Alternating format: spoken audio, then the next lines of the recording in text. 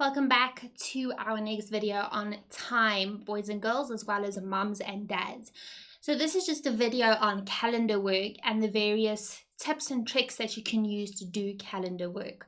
Now, the first thing that I have written on my board is to place birthdays or religious events.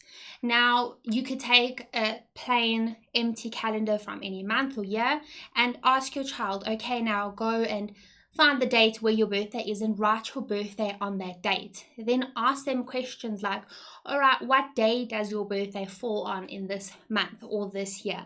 Religious events, anything that you celebrate in your religion, place it. Find a calendar for that month when it takes place and ask your child to place, oh, when is Easter or Christmas or any other religious event that you may celebrate.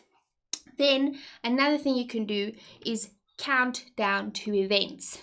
So an example of that would be to say, okay, I have put a party on this date. Now I want you to count down how many days until that party, so they know sort of time and how everything works on a calendar, so that when they look at a calendar they know, okay, I have the party on the 10th of April, today is the 2nd of April, how many days until the party I get to attend.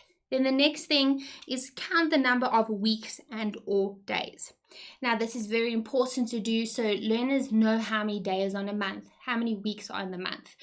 Get them to try and count your full weeks, not weeks where the month may start on a Wednesday.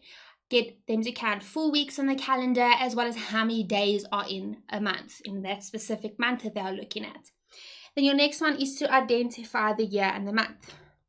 If you have chosen a blank calendar that gives the month on top with the year, then ask the child, okay, what month are we working with?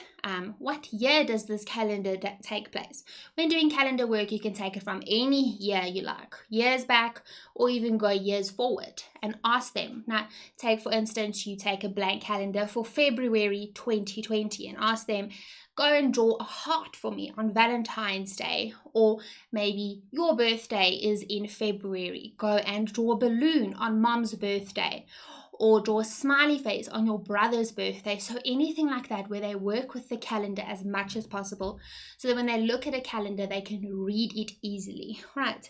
The more questions, the better. So start with a blank calendar.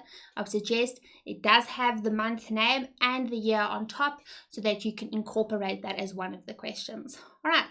Thank you for joining us for this video, and I will see you for our next one.